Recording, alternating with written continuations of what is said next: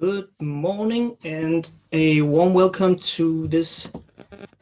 Good morning and warm welcome to this FutureBox webinar, where we will be talking about our brand new accelerator GreenUP that is focused on climate tech startups, and also where you will have the chance to hear about Innovation Fund Denmark and their new targets for how to distribute their funds within new themes. And for that purpose, I'm joined today by René Damkjær from Innovation Fund Denmark. René, are you with us? Yes, I am. I'm good to see you, here in the snowing Jutland. Right, good to hear. It's also snowing here in Lyngby, so apparently all of Denmark is covered in snow. René, I know you will tell us more about these new themes later on, and that is very interesting. I guess it has been a busy year for you in Innovation Fund Denmark last year as well. Well, definitely. We have had all-time high numbers of applications, and due to this COVID-19 situation, we have had more money in 2020. Now in 21, we are more back to normal, you can say. But also dealing with these new thematic issues with the InnoBooster that I will introduce you to later on. Yes, perfect. Thanks, René, and I'll get back to you a bit later. For now, I'm just gonna run through the agenda, and just for starters, my name is Thomas Eversberg. I'm a lead scout here at FutureBox, and I will be guiding you through this next hour or so. And first, starting by introducing FutureBox very shortly as the organizer of the GreenUP Accelerator, before jumping into talking more specifically about the accelerator and what you can expect and what you can benefit from by participating. I will also go through the application and selection process before handing over to René to talk about these new themes for 2021 with Innovation Fund Denmark. And we will, of course, wrap up with the Q&A towards the end. And please feel free to ask questions along the way, and we will pick them up as we go along. Right. So first of all, briefly on FutureBox as the organizer of the GreenUP Accelerator. FutureBox is a startup accelerator and incubator that is a part of what is called DTU Science Park, which is a commercial science park housing more than 300 high-tech companies ranging from both large corporates to small and medium-sized enterprises, and also startups. That is the specialty of FutureBox. DTU Science Park is ultimately owned by the Technical University of Denmark, but we are our own entity and a separate entity. So formally, we're not part of DTU, but obviously have a close relation, as we also located at DTU Lyngby campus.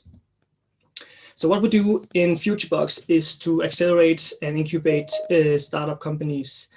And we do that well in two ways, as I said, through incubation, where we focus on deep tech startups, but we also do more focused acceleration programs where you not have to be a deep tech startup in order to participate, but rather have to meet the particular theme of the acceleration program. So in the case of the GreenUP Accelerator, the theme is CO2 reductions. So that's where you have to fit in. And regardless of whether we are talking acceleration or incubation, what FutureBox offers is a range of services, starting from a co-working space with workshops and actual prototyping facilities. We also offer business development and consultancy. Obviously, we have a very strong mentoring program that we bought as a concept from MIT in the US, where 3 mentors are attached to each startup. We have a range of tech partners, and we also offer exposure to a wide range of investors, starting from well, experts within soft money, soft funding, exposure to private business angels, and also institutional investors. And then lastly, as I said, we have a close relation to DTU and can facilitate collaboration with DTU researchers if that's relevant. Then just a few words on some of the other accelerator programs we are doing. The one that we have been doing for 7 years now is the Danish Tech Challenge, which is focused on hardware-based startups that runs for 4 months every year with a prize of 500,000 kroner to the winner. So normally we would award that in a great award show, as you can see on the right, with the 2019 winner Pentalog, where the Crown Prince will award the prize. But this year, due to Corona, SwimCam, who won just 2 weeks ago, had to make do with a little less celebration, but hopefully we will catch up on that. And then lastly, we're also part of what is called Deep Tech Alliance, which is basically an alliance of other startup accelerators and incubators across Europe, where we can help to facilitate access to investors, corporates, and other partners in other European markets. Right. So that's very briefly on FutureBox. Moving on to our new accelerator, GreenUP, that is focused on well, basically has one very simple aim, which is to accelerate startups that contribute to reducing CO2 emissions and help tackle, I guess, one of our time's largest challenges, namely the whole climate change issue. And luckily for us, the Danish Industry Foundation agreed that this is something worth pursuing and has decided to finance the whole program so that we can take 15 startups to being a scale-up over the course of 20 months. So the design of the program has been made revolving around these four main challenges that we see often are relevant for climate tech startups. So first of all, typically we see that there's a significant time to market for these types of solutions. That's one reason we've decided to do a 20-month program instead of a shorter program. Another is the high level of capital intensity involved in developing the solutions. We've tried to address that by partly offering an upfront investment to each of the 15 startups that will be accepted into the program, but also to line up some capital partners that will potentially be ready to offer a larger investment towards the end of the 20 months at the end of the program. The third challenge is that we also see a great degree of technology risk and complexity, where we have a range of partners that can help in that regard. And as I said, we can also facilitate collaboration with DTU researchers if relevant. And then finally, this whole new aspect of sustainability and the CO2 agenda is something rather new to the landscape in terms of the business, and something that is increasingly required by investors, customers, and other stakeholders, that you live up to various standards. And this is also something we want to teach you over the course of the program, both in terms of how do you calculate the positive benefits of your product, but also how do you report on the overall footprint of your company as a whole. Right. So starting the program and fulfilling the 20 months, looking back, you will have achieved these main bullets here. One is that you will go from being a startup to actually being a real business or a scale-up. You will also have secured 1 million Danish kroner in upfront funding and have the opportunity to pitch in front of investors to hopefully land a large investment at the end of the program. It's also a dedicated focus that you will have been taken through a structured and strategic go-to-market phase and experience internationally with the purpose of selling and executing on that. As a core of the program, you will have lots of free one-to-one sessions with various partners, ranging from both legal stuff over product development to business development, and also within this sustainability agenda and many more. You will, of course, also be part of a network of like-minded startups who are also working within the same space as you are and having the same challenges on a daily basis. And then finally, as I said, you will have learned how to manage the CO2 agenda in terms of how to report on your company's footprint, how to set up the right business model with the right sustainability angle, and so on. Right. And an additional reason that we have decided to do a 20-month program is also summed up in this slide, where we basically see that many startups, once they have managed the first initial phase where they have validated the business concept, they don't really manage to make that jump and becoming a scale-up because they don't manage to learn new tools and the new knowledge that is required for actually scaling up the business. So instead, we want to have this middle phase covered by laying a foundation for actually scaling your business and teaching you some new tools that is something completely different from what you learn in a typical startup acceleration phase. And to be a bit more specific on that, you can see the overall content of the three phases that I will also go into in the next slide. But here you can see that in the first phase, it's all about kind of validating the business concept, making sure you have the right product market fit. Already here, also looking into international sales and marketing. and also looking into sustainability accounting and sustainability business models. That's the foundation for moving into the GreenUP phase, where the focus is quite different. It's about getting systems and processes right in the company, managing your people and culture, setting up the right sales organization, and also looking further into sustainability reporting, financial reporting, and so on. Before having the final scale-up phase, where the focus is all about executing on marketing and sales internationally, and also prepare for this pitch for a larger investment towards the end. So the actual program will look like this, and starting from the left to the right, we will have a boot camp in the beginning and mid of April to select the 15 startups that will be selected or invited into the program. They will start the program in the beginning of May with the startup phase that will run for 3 months.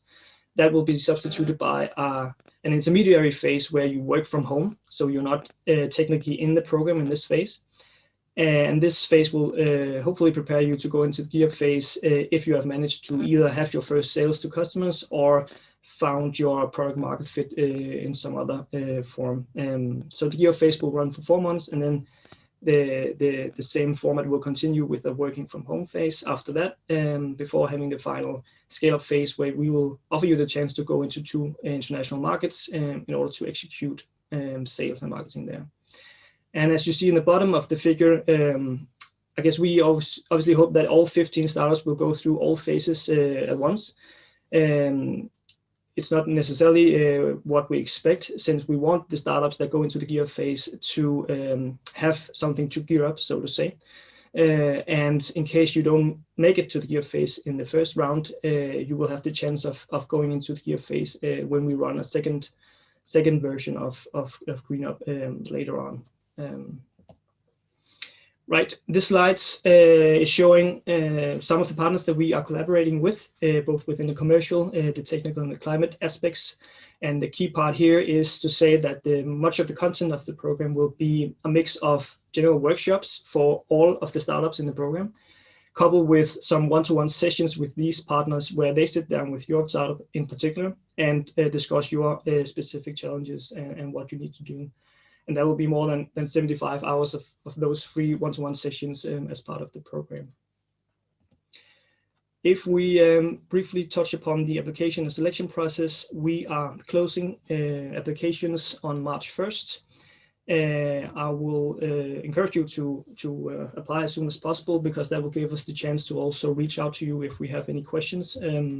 But after March 1st, we will notify all applicants on March 8th, so a week after the deadline, whether you have been selected or not to go on to the next phase, which will be a jury pitch where 40 startups will be selected for this. And that is meant to select 30 of those to go into a bootcamp where we will have the chance to get to know you a bit better, and also where we can discuss how the program is a good fit for your startup.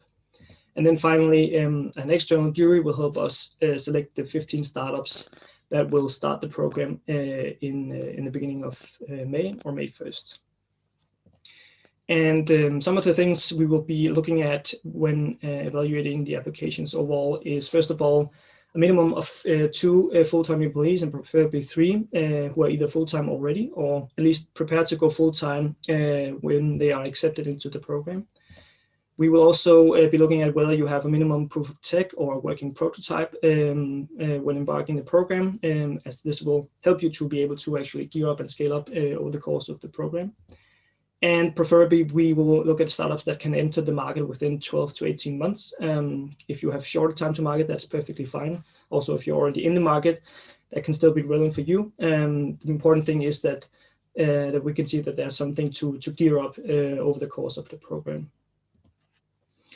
We will also be looking for some sort of novel technology or business model, and preferably even something valuable intellectual property as part of the company, and maybe even something patentable. And obviously, due to the theme, we will be looking at the potential to make a breakthrough climate change through tech.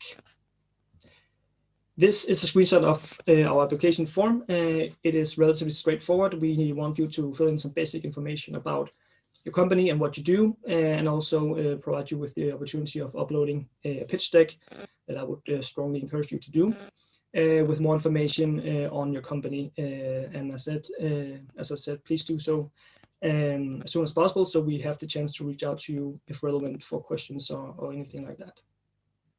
Right, so that's overall on GreenUP. As I said, feel free to ask all the questions you may have, and in the meantime, I will stop sharing my slides and leave it over to you, Annette, to share yours and tell us a bit more about these new themes that you have in Innovation Fund Denmark for acquiring soft funding in 2021. Yes, thank you, Thomas. I hope you can see the slides. Very exciting to hear about the new opportunities at DTU and in the Future Box. What I will introduce you to is a little about the funding schemes in the innovation. Okay, sorry, I just need to, because right now I think I see your background screen, not your slides. Ah, just move the slide. slide. There yeah. Okay, great. Yes, now seeing perfect. Good. I would like to introduce you to the Innovation Fund and take you through two of the programs quite fast. And then I will get a little deeper into the new thematic issues in the Innovation Fund. And there we can also, let's say, discuss a little deeper if you want to hear more about it.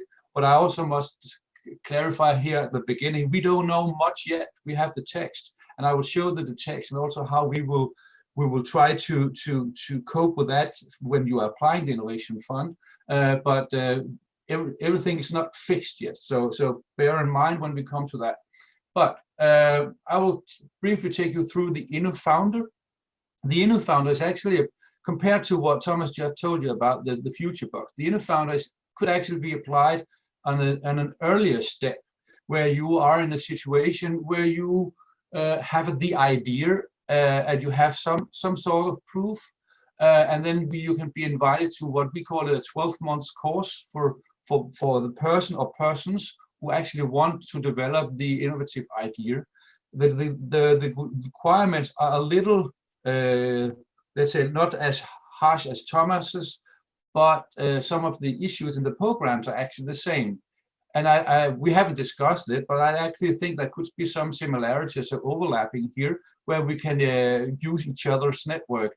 For example, if you will not be invited into Thomas's program, there are possibilities for applying for the InnoFounder program here. At the moment, we have two tracks. We have a track for graduates and we have a track for experienced people. Graduates mean that you have just finalized your degree in some sort within the last 2 years, or are going to finalize your degree within six months, where the InnoFounder experience is more directed towards people who have already some significant experience within the area they want to work. So this is actually the main difference between those two tracks, because the other difference is actually the monthly grant. The monthly grant for the graduate is 15,000 kroner per month in 12 months per person participating in the idea, and you can apply for up to 3 persons. That means that you can actually have 3 persons, 15,000 each. That's 45,000 a month for 12 months. That's actually quite a lot of money. And then you will get a special grant for, you can say, all types of expenses that you might have in those 12 months. That's 50,000. But you will also get access to a huge network of specialists and be directed a experienced mentor, and there will be some master classes and a desk and so on. So you can see there's a lot of similarities between the program that Thomas is providing you and what you can apply for in the InnoFounder. In the InnoFounder, we are not bounded by, let's say, a specific sector or specific goals. So it's actually the idea, and it's the team that we invest in. But the idea and the team can come from wherever sector in Denmark. So there's no limitations in, let's say, we only take green tech and we don't take health tech or anything. We can actually cover everything. Just a few pro tips if you want to apply for it. You have to show us some market validation. What is market validation? Well, it's at least that you have discussed the possibilities of selling your product or your service in the market and can can get actual references that you have had these discussions with your potential customers or B2B partners or whatever.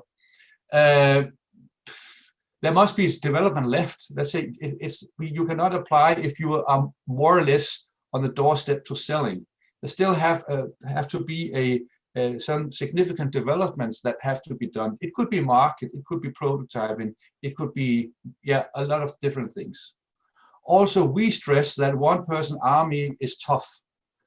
You can apply if you're only one person, but we more likely to invest in a team up to 3 for our grant, but at least 2, as Thomas also are requesting.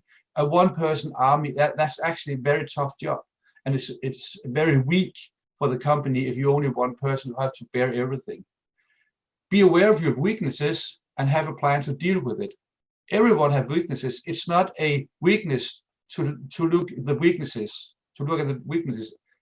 The opposite, actually a very strong hold to say we have weaknesses in this and this and this area, and that's elements that we want to work on, and we would like to cope with it in this way. It could be including other competences in the team, or buying a sub-supply that can make what you are lacking, or who know how to go to international market or something like that. But be aware of your weaknesses when you apply for the InnoFounder.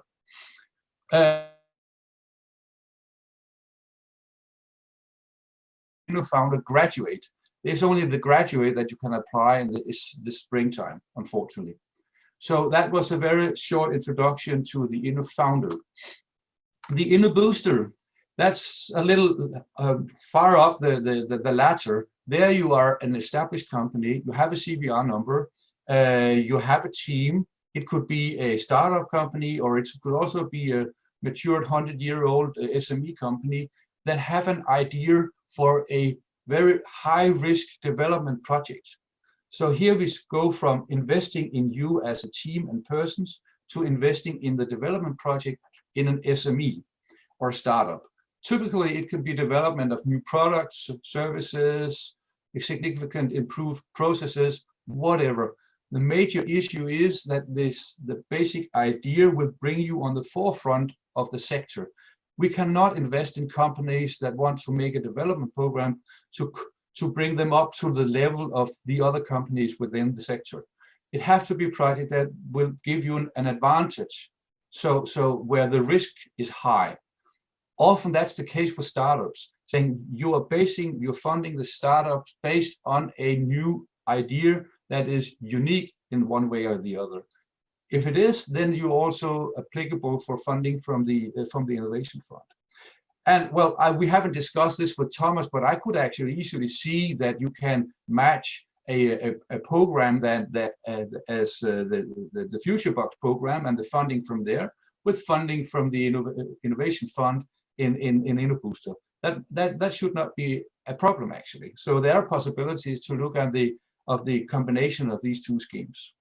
We have 300 million kroner this year for investing in up to approximately 500 grants. We can cover 33% of the expenses of your the project cost, and we can invest between 50,000 up to 5 million in the project. The duration of the project could be from 3 months up to 2 years, and it's a company who apply, and it's a company who select partners and receive the investment, so on. And it's actually a fast processing of the application. You will almost always have a response from us within 6 weeks, but you can learn more about it in our website, where we have the guidelines for the InnoBoost, and here we also have a little more detailed explanation of our application phase. We cover man hours, and here it's important to stress that a founder, despite that he is not getting paid by the company, by the CVR number, can also cover his time in this. And if you apply for less than 1.5 million Danish kroner, then the hourly rate is 750 kroner as a calculation base, meaning that we will provide 245 kroner per hour, despite the fact that you are not getting paid for it. So it's actually, we are investing in the value creation in the company. So that's how you should look at it.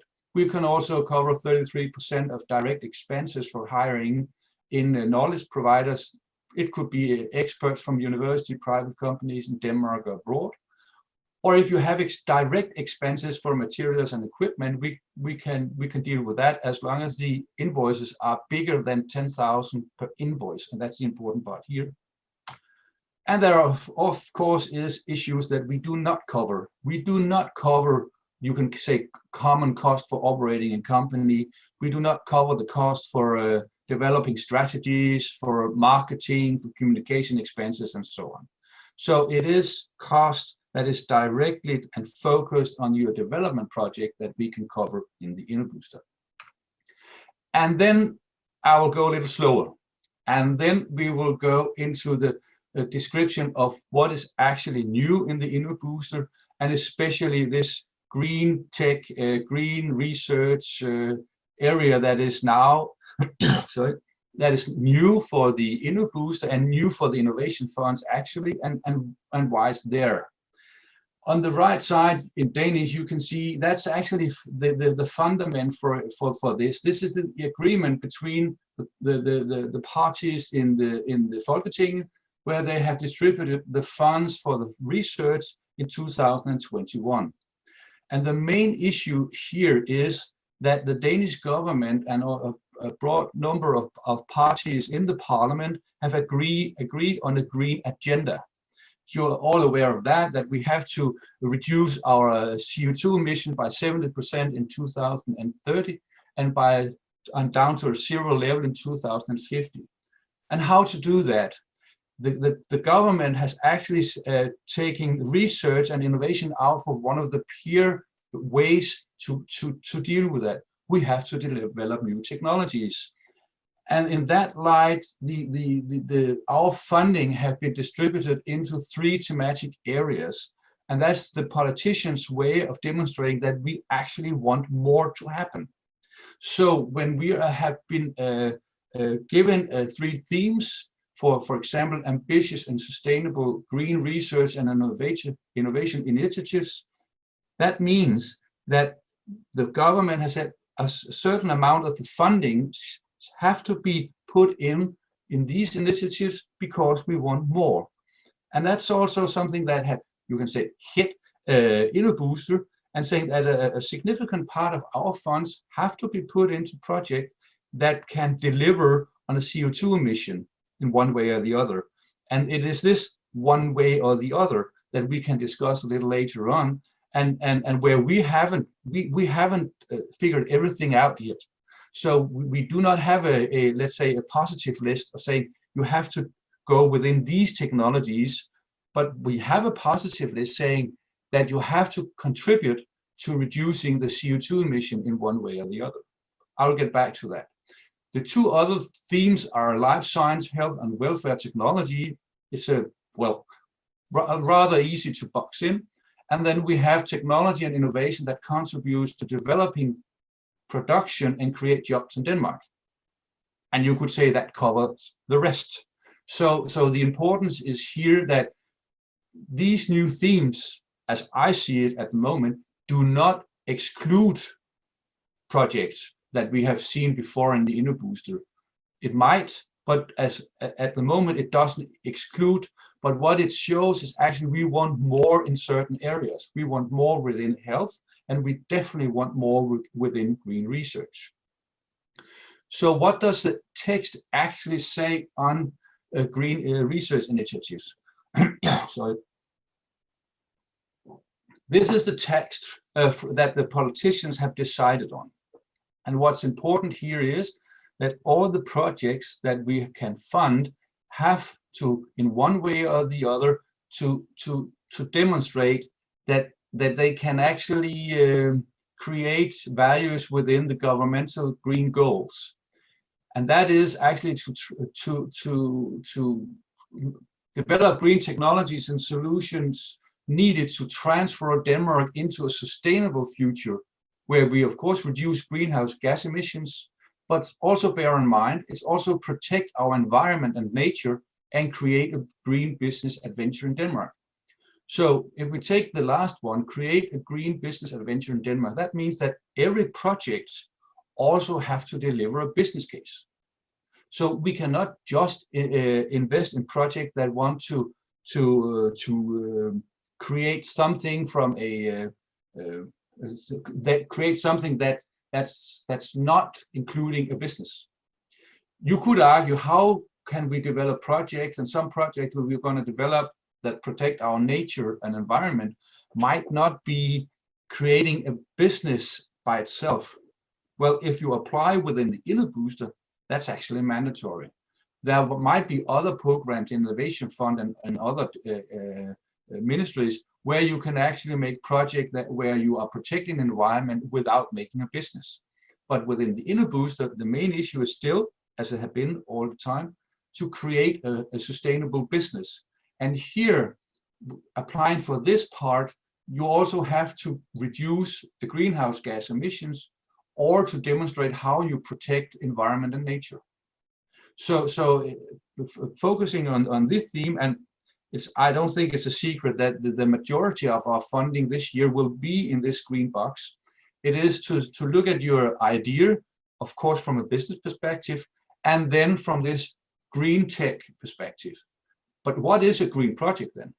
The second section of this text actually demonstrating the area, but it is not an exclusive list. There might be other elements, other ideas, other projects that can be argued within the green area that is not stated here. But it could be project in energy production and efficiency, within agriculture and food production, transport, environment, circular economy, nature and biodiversity, sustainable behavior, and social consequences of climate change.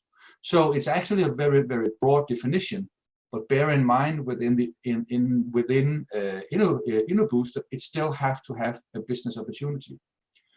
So this is actually the frame for the green initiatives. How do we cope with that when you apply? The Innovation Booster will open up here on the 16th of February. And on the 16th, we will also publish the guiding system. You have to apply through eGrant, the eGrant system. And when you apply through there, you will be asked the question, which of these three themes do you want to apply? And why is it this theme that you want to apply, and what's your contribution within the theme? So you will be asked, how do you contribute to the green transition? Are you reducing greenhouse gas emission, and by how much?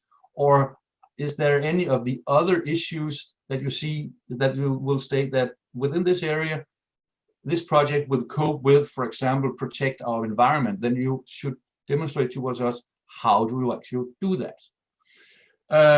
So at the moment that the changes is not that big, but the importance is here that you know how you want to, how your business can contribute to this green transition. So in the overall scope, the changes in the Innovation Booster is not that big, but the money might be distributed in other ways than normal. And especially within the green area, we would love to see more projects, more ambitious projects that can actually give in contribution to the green transition, and then make a business for you. And if you're making a business, then it's a business for Denmark. So how we will actually evaluate on this actually, some of the work still have to be figured out, but the mission from our side is very clear. We actually want to see more, better, and more ambitious projects within the green transitions. And I just took a slide here, and examples from the food and ag tech investments that we have been doing.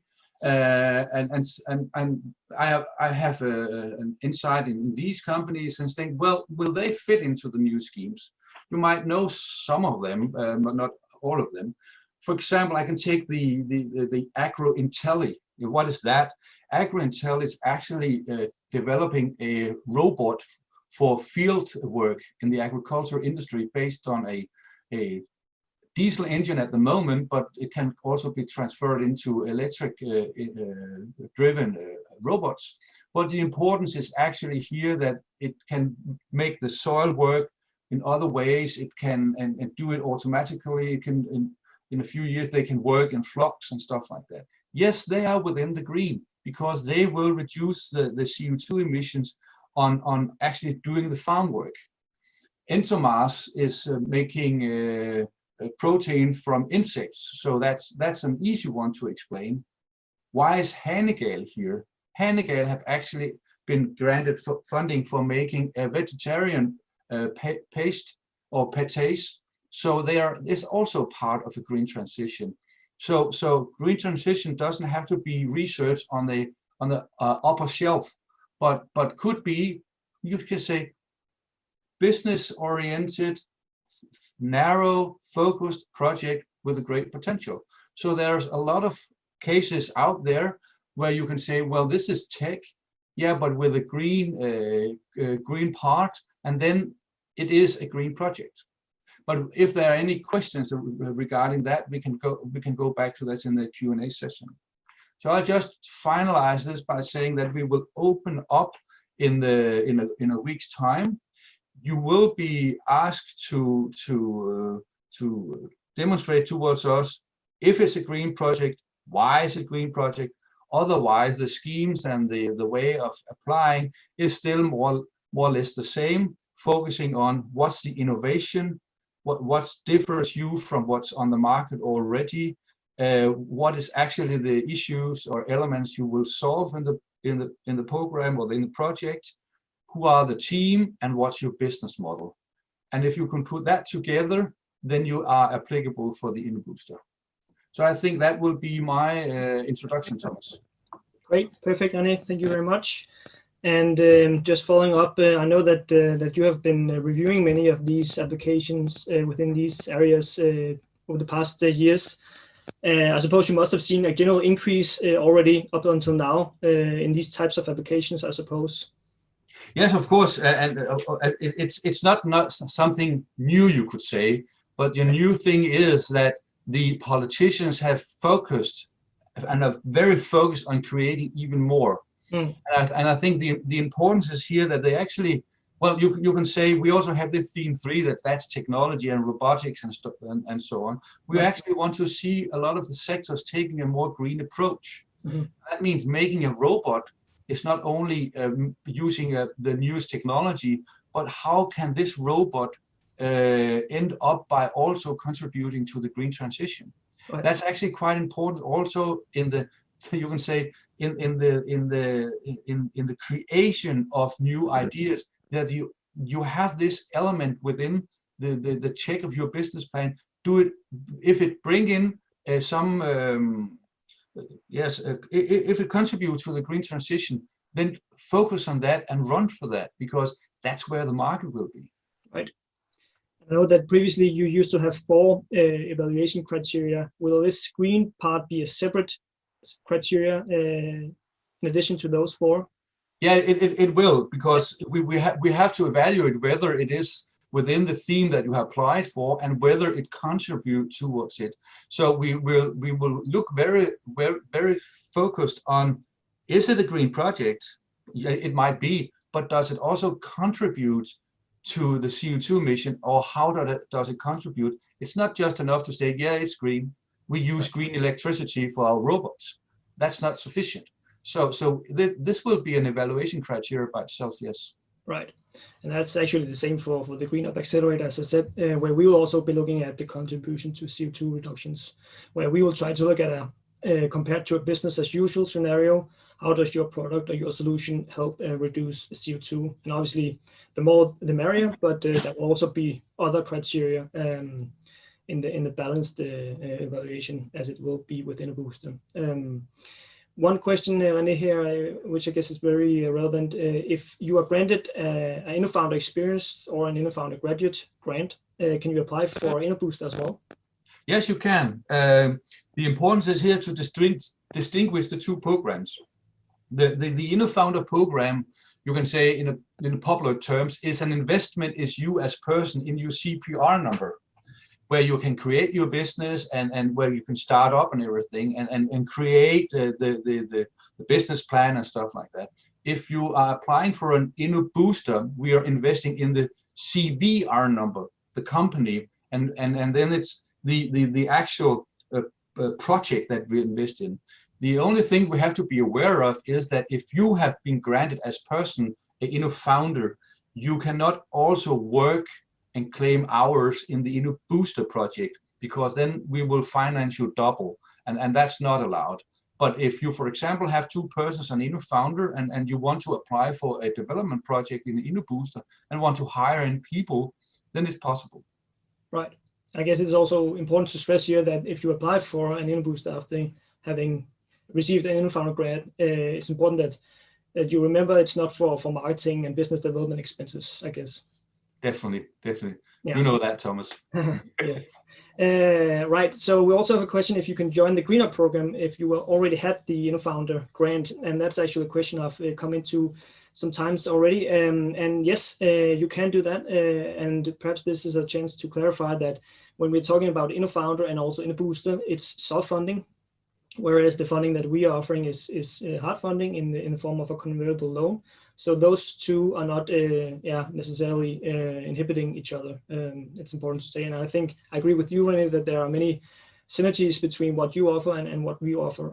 So I guess you can have both, the best of both worlds, basically.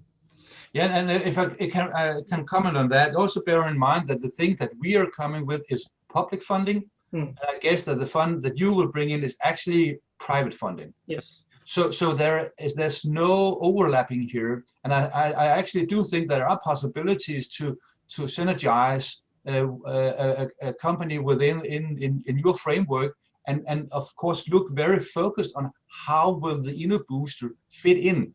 And I think it's better to go for the GreenUP booster than actually the GreenUP founder, because there's a lot of overlapping in the GreenUP founder. And to be honest, I actually think that the program that Thomas can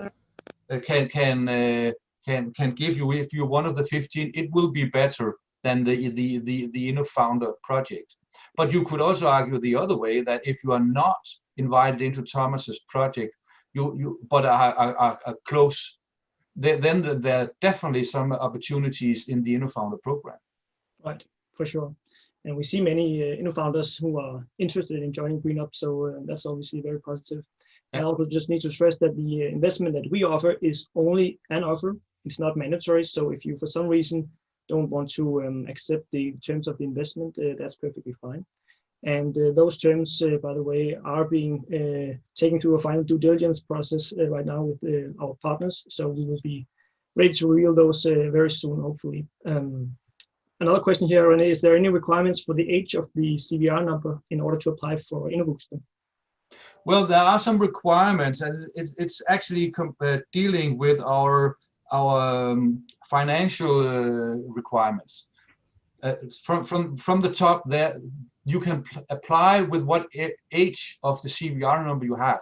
So a 100-year-old company can also apply, but you have to live up to one or two requirements. Either you have had a 2 million kroner turnover last year, or you have attracted 500,000 kroner in external investment within the last 3 years. If you can do that, then it's no problem, then you can apply for the GreenUP booster. But if you're younger than 3 years, you don't have to live up to these requirements. So then the age, then the split is actually the age of the CVR number, the registration date of the CVR number. So if that is less than 3 years old, then you can apply without fulfilling the economic terms. If it's older than 3 years, then you have to demonstrate to us that you have had a turnover at least 2 million or have attracted 500,000 in risk capital.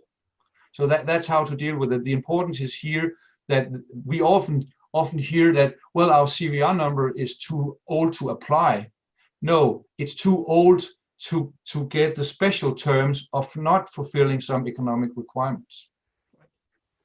And I could also just add that the part of the GreenUP Accelerator program is also to look into financing opportunities for your startup. So we will sit down with you and also discuss potential for self-funding. So that could be in a booster or in a founder, for instance. So in that way, it's also very synergetic, the two programs and two offerings.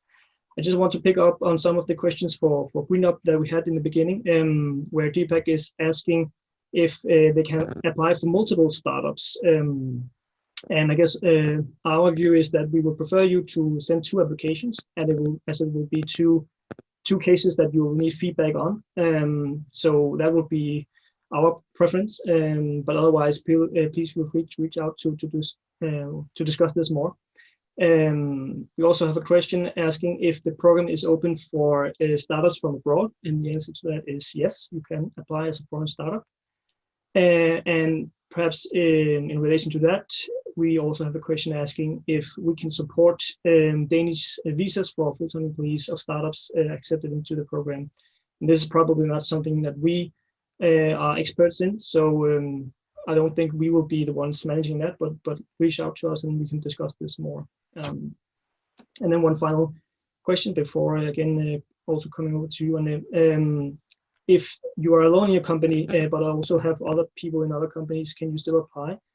And the answer is yes, you can apply. And the important thing for us is that due to the content of the program and the work you will have to do throughout the various phases, we expect you to be at least 2 and preferably 3 who are committed to working more or less full-time on this particular company throughout the phases.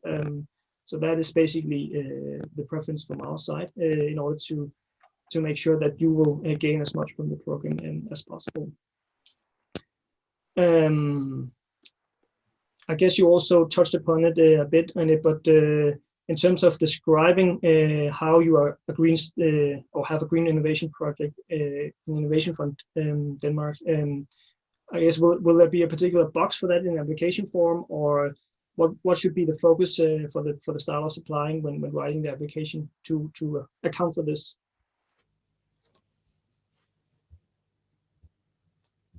You are making a project description. That's actually the fundamental document describing the business case and the idea and the activity plan and so on. There's no changes in that. There you describe your greenness and you describe your goals and so on.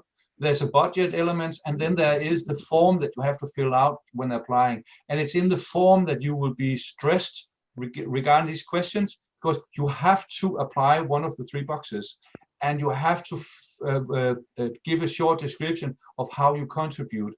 It will not be possible to apply if you are not checking one of the 3 themes. So you cannot say, well, I'm not within these 3 themes, so I apply anyway. That's not going to happen. Then you will be rejected. So it's not just saying I'm a green project, but you also will get a box, 10 lines stating, and you have to be very focused and very clear here, stating how do you contribute. So you have to be clear in that area. You have to have a clear idea of how this idea will contribute. Of course, changes can happen, and it can be even bigger, or technology development can show that it's not possible. That's okay. It's innovation. It's risky.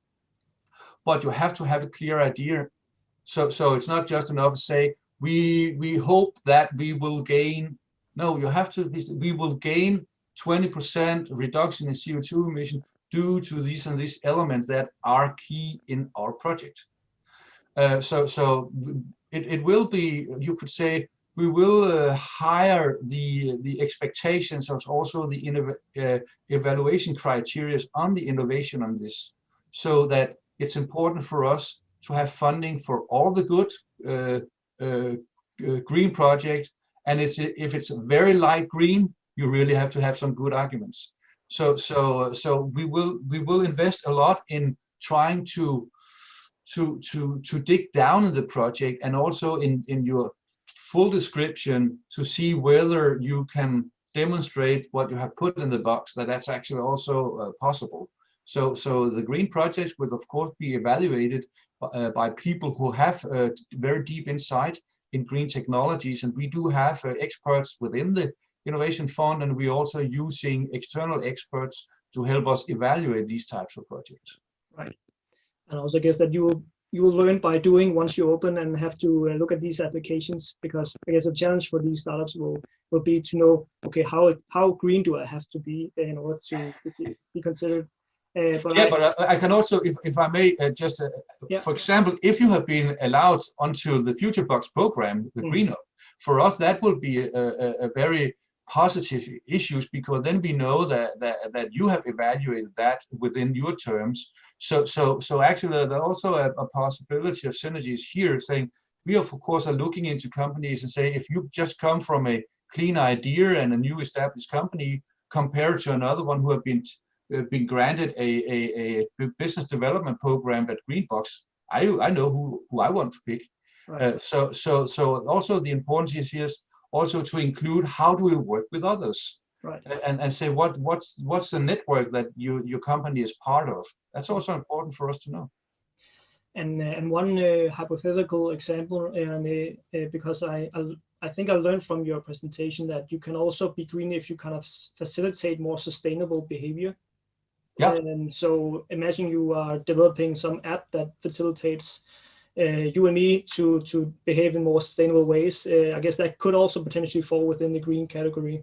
Yeah. One good example is Too Good To Go. Mm-hmm.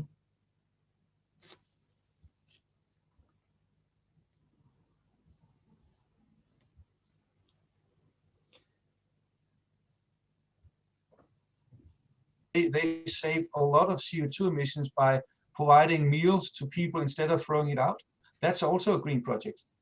So behavioral changes, also the more you can say how behavioral changes is one thing, but also how do we cope with change to a more electrified world, and are there elements in here that you can make money on? That's possible with the InnoBoost. It's not only tech. That's important to stress. It's not only you cannot just get funding for creating a product. It could be services. It could be new ways of doing things. The importance is still that you can demonstrate a business opportunity for your idea. Right. And another very relevant question here is that the convertible loan that we offer as part of GreenUP, will that be accepted as external investment in order to qualify for the InnoBooster terms if you're older than 3 years and everything? If it's a convertible note where you are standing down for other types of external investments, loans, traditional loans from banks and so on, then yes, it possible will be granted as a risk external capital. But I have to learn a little more about the terms of your loan before I can make a clear answer. But from the short description you have made, and if it's possible to turn it into equity, then it's possible, yes. Yes, and it is exactly a very standard convertible loan note where you have the chance of converting into shares later on. Okay, then it 99% would be a yes. Yeah, and also it's important to stress that in InnoBooster this only applies to startups that are older than 3 years, right? But so it's within, you can say, the frames. But it's also important for us to see what's the financial strengthness of the company. So if you have it, and it's, you might not be required to demonstrate it, but it's always good to demonstrate that you have financial support from others. Right. Do you know already now if the funds you will have available this year, the 300 million, will be evenly split between these 3 themes, or will there be? They will not, but I cannot give you the exact numbers of how much will be in each team. But I think the importance is here to stress that the green area will get at least 1/3 of that amount. Right. Good to know for all the green startups. Yeah. Perhaps building on the overlaps between InnoFounder, InnoBooster, and GreenUP, we've had the question a couple of times how much time you commit to being part of GreenUP. And I guess there are various things to say in this regard. One is that we will offer you a free desk in FutureBox where you can sit as much as you want. We don't expect you to be here every day during the week. We want to tailor the program as much as we can to the needs of your startup. So if you master many of the disciplines that we want you to master already, then you can spend more time on others and less on those. So you shouldn't expect a full-time commitment to being in FutureBox and Lyngby during the period. But you will have offered this free seat with us. Another question is about who will help us select the 15 startups in the end. And the answer to that is that in the end, we will have an external jury consisting of both investors, people with corporate experience, other entrepreneurs who will help us select the 15 startups, and also people with knowledge within this CO2 area. So that will be some external jury helping us on that. Right. René, I also know that last year in InnoBooster, particularly, you had some special rules that applied due to the whole situation with the COVID-19 and everything, and you also introduced the InnoBooster People opportunity. Can you just briefly update us on whether those are still applicable in 2021? Yeah, they are not. The quick answer is that everything that we have had for the COVID-19 in 2020 is not applicable here in 21. Right. So the InnoBooster People scheme is actually not running at the moment, so that closes down at the end of last year. And within the InnoBooster, we have some changes where we could finance more within the market, the market end of the InnoBooster, and there was also some technicalities regarding the payouts and so on, but they have all been rolled back. So we are actually back to what you can call normal. And then you could argue, yeah, but the world is not normal. No, but our decisions regarding the COVID-19 initiative were actually based on a funding from the government on 350 million crown, and that ran out at the end of 2020, and we haven't been granted a new funds for this specific issues. So unfortunately, we cannot provide the same possibilities in 21 that we could in 20. Right. So everything is back to normal, I suppose. Yes, it is. Right. Good to know. Good to know. I think we are almost approaching the end of this webinar. I just briefly want to share with you the deadlines coming up. And as you said, René, you will be opening up on February 16th. Is that correct? Yes, right. Next week. Next week. And as I said, the application deadline for GreenUP will be on March 1st. And as I also said, please apply as soon as possible, because that will give us the chance to reach out to you if we have questions or anything before looking at all the applications in the beginning of March. So with those words, René, thank you very much for joining us.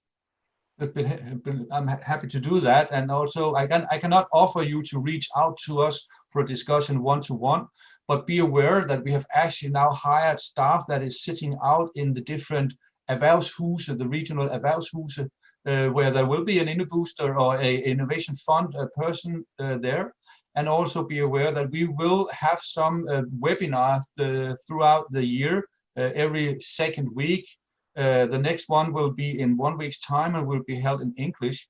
And at these webinars, it's more like Q&A sessions if you want to apply for the InnoBooster. Right, good to know as well. And it was interesting to hear more about the new themes in Innovation from Denmark. There are some obvious synergies between those and our program, I think. So yeah, that sounds very interesting. Also want to thank all of you who tuned in and listened to us. I hope to see many of you applying for GreenUP, and I provided the link for the website here and also my email address if you have any questions. So please feel free to reach out, and otherwise I'll just wish you a nice day. Thanks for now.